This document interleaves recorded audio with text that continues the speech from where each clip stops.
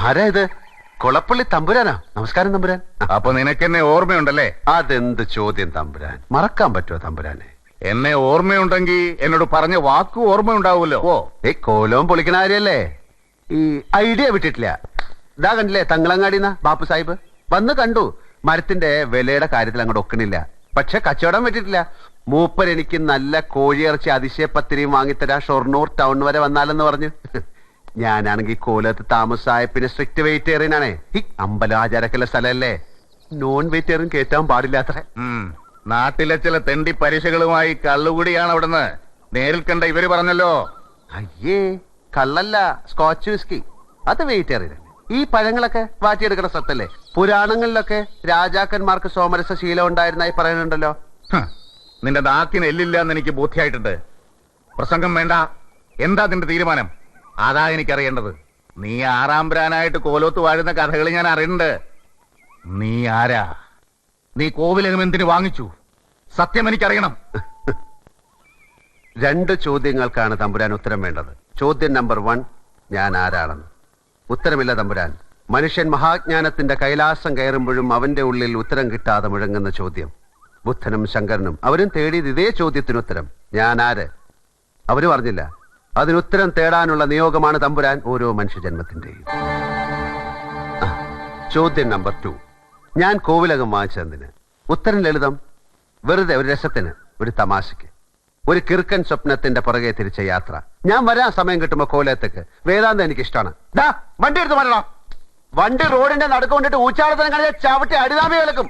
ഹറാം Saleh തെരമാക്കി. തമ്പുരാൻ പോണം.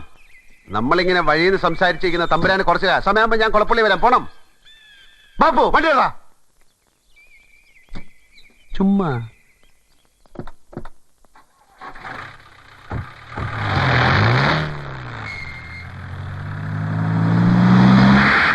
ഇവനെ സൂക്ഷിക്കണം. അവന്റെ കണ്ണിൽ എന്തോ തീക്ഷ്ണതയോടെ കത്തുന്നു. അവന്റെ വാക്കിന് സൂചിവിനിയുടെ മൂർച്ച. ചാത്തന്മാരുടെ മുഖപ്രസാദം നഷ്ടമായിരിക്കുന്നു. കാരണമറിയാത്തൊരു ഉത്കണ്ഠ എന്റെ മനസ്സിലും വളരുന്നു. പിഴയ്ക്കാത്ത ചുവടുകളുമായി അവൻ ഈ മണ്ണിലേക്ക് നടന്നെത്തിയത് അതൊരു വെറും യാത്രയല്ല. എന്തോ എവിടെയോ ഒരുങ്ങുന്നുണ്ട്. ഈ പറഞ്ഞതൊന്നുമല്ലാത്തൊരു പരിവേഷം എന്താ എനിക്ക് പുതുതായിട്ടുണ്ടായത്? ഞാൻ പോവും. ഞാൻ എവിടെയും സ്ഥിരതാമസക്കാരനല്ല. ഇല്ല, ഇനി ഞങ്ങൾ വിട്ടാലല്ലേ പോവും. ഞങ്ങൾ കാലി കെട്ടിപ്പിടിച്ച് കിടക്കും. ഞങ്ങൾക്കൊരു നാഥന വേണം. ഞാൻ വരത്തന്നെ സാറേ. സർക്കാർ മുദ്ര വെച്ച പേപ്പർ നാളെ കൈപ്പറ്റിയാൽ ഏതോ നാട്ടിലേക്ക് പോകേണ്ടവൻ ഇവിടെ വന്ന് ഈ നല്ല മനുഷ്യനുമായിട്ട് കൂട്ടുകൂടിയപ്പോ ഞാനും ഒരു കണിമംഗലത്തുകാരനായി. സാറ് വിചാരിച്ചാൽ മാത്രം ഈ ഉത്സവം നടക്കും. കൊളപ്പള്ളിയുടെ ഏറ്റുമുട്ടാൻ സാറിനെ കഴിയൂ. എനിക്കാരോട് യുദ്ധം വയ്യ. ഇത് യുദ്ധമല്ല, ഒരുപാട് ജന്മങ്ങളുടെ ഒരുപാട് നാളത്തെ സങ്കടമാണ്. ഈ കരയിലെ ഓരോ മനുഷ്യനെയും ബാധിച്ച ശാപം മാറണേല് അനിയത്തിക്കാവിലെ ഉത്സവം നടക്കണം. അതൊക്കെ ഒരുതരം അന്ധവിശ്വാസങ്ങളാണ്. പൊരുതി ജയിക്കാൻ കഴിയാതെ വരുന്ന സന്ദർഭങ്ങളിൽ മനുഷ്യൻ കണ്ടെത്തുന്ന ന്യായീകരണങ്ങൾ. ദൈവം ഒരു കാവിലെ മാത്രം താമസക്കാരനല്ല, വിശ്വം മുഴുവൻ നിറഞ്ഞു നിൽക്കുന്ന ശക്തി സ്രോതസ്സാണ്. ഗീതയിൽ കൃഷ്ണവചനമുണ്ട്. വിശ്വാസിയും അവിശ്വാസിയും പാവിയും നല്ലവനും എല്ലാം എനിക്കൊരുപോലാണെന്ന്. ആരാധന ഉത്സവങ്ങളും അമ്പലങ്ങളുമായി ബന്ധപ്പെടുത്തിയത് ഗോത്ര സംസ്കാരത്തിന് ഇരുണ്ട കാലമാണ്. കർമ്മമാണ് വിശ്വാസം, കർമ്മം തന്നെയാണ് ആരാധനയും. വലിയ വാക്കുകളും വലിയ വിഷയങ്ങളും ഞങ്ങൾ ഈ നാട്ടുമ്പുറത്തുകാർക്ക് അറിയില്ല. തമ്പുരാൻ മുന്നിലുണ്ടെങ്കിൽ കൊല്ലാനും ചാവാനും ഗോവിന്ദൻകുട്ടി റെഡിയാ. എന്നെ കൊണ്ട് അതേ കഴിയൂ. ഈ കാവും കാവിലമ്മയും അതിനെ ചുറ്റിപ്പറ്റിയാണ് ഞങ്ങളുടെ ജീവിതം. അത് സൂര്യ തേജസ് കെട്ടുപോയ ചുറ്റും കറങ്ങുന്ന ഗ്രഹങ്ങളുടെ സ്ഥിതി എന്താ? കാവിലമ്മയുടെ മുഖപ്രസാദം മുടങ്ങിപ്പോയ ഉത്സവം നടത്തിയെങ്കിലേ തെളിയൂ. അത് തെളിഞ്ഞാ ഈ നാടിന്റെ മുഖം തെളിയും. അവിടുന്ന് മനസ്സ് വെച്ചാൽ എല്ലാം നടക്കും.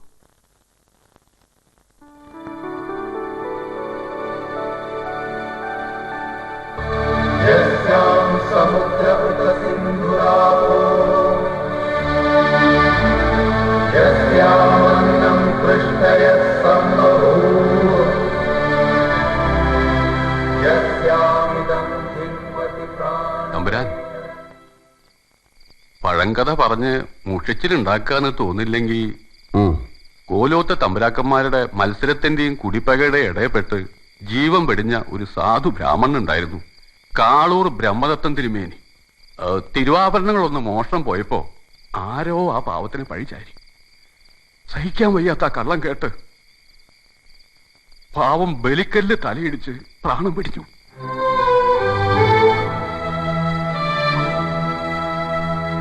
ഒരു പരദേശി ഭാഗവതരായി ഈ നാട്ടിലെത്തി എനിക്ക് ഒരു വലിയ തുണയായിരുന്നു അദ്ദേഹം.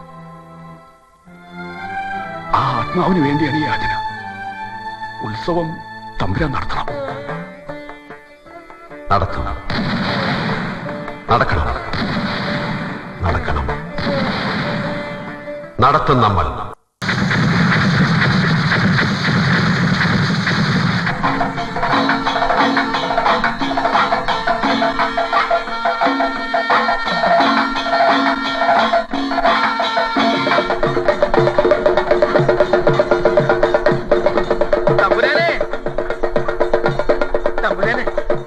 കണിമംഗലത്ത് ഉത്സവ കൊടിയേറ്റ് ആൽത്തറക്കാവിൽ കൊടിയേറ്റ് പൂജ നടക്കണു. കേൾക്കണില്ലേ മേളവും കഥനവെടി? 101 501 കഥനയാ പൊട്ടണത്. അവൻ ചതിച്ചൂലോ അപ്പാ. ഇളയച്ഛൻ എന്തായി പറയണേ? അവൻ എന്തു കൂട്ടിയാ കൂടും? കുളപ്പുള്ളിയകത്തെ അറയിലിരിക്കുന്ന തിരുവാഭരണങ്ങൾ അനിയത്തിക്കാവിലെത്തണ്ടേ ഉത്സവം നടക്കാൻ? ശാസ്ത്രവിധി, ആചാരം ഇതൊക്കെ മാറ്റിയിട്ട് ഉത്സവം നടത്തുന്നു. അവനെ അന്നേ ഓടിക്കണമായിരുന്നു. ആദ്യം കണ്ടപ്പോഴേ മനസ്സിൽ തോന്നി കള്ളനാണ്. ഒരിക്കലും ഈ മുറ്റത്ത് വന്നതാ അവൻ എന്റെ ദേയിരക്കാൻ. ഇനിയും വരും. ചാത്തന്മാരവനെ കൊണ്ടുവരും.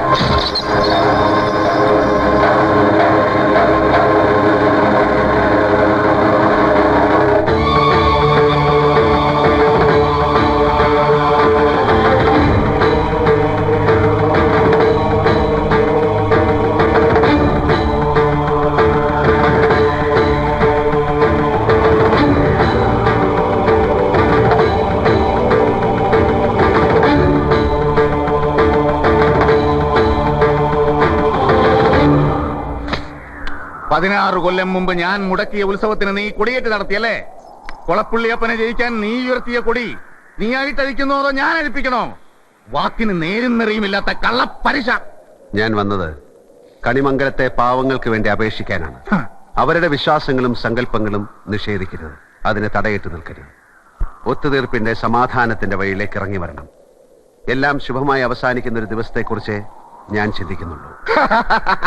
നീ ഒരു സൂത്രശാലിയായ കുറുക്കനാണ്. അപേക്ഷിക്കാൻ വന്നിരിക്കുകയാണല്ലേ? ആൽത്തറക്കാവിൽ കൊടിയേറ്റ് കഴിഞ്ഞാൽ 16-ാം നാൾ ഉത്സവം. അതാ കണക്ക്. കൊടിയേറ്റ് കഴിഞ്ഞാൽ ഉത്സവം നടക്കണം, നടന്നേ തീരൂ. നിനക്കറിയാൻ നടക്കില്ലെന്ന്. കുളപ്പുള്ളി അറയിലെ തിരുവാഭരണങ്ങൾ പുഴക്കരയിലെ വട്ടത്തറയിൽ ഞങ്ങൾ കൊണ്ടുവന്ന് തരണ്ടേ?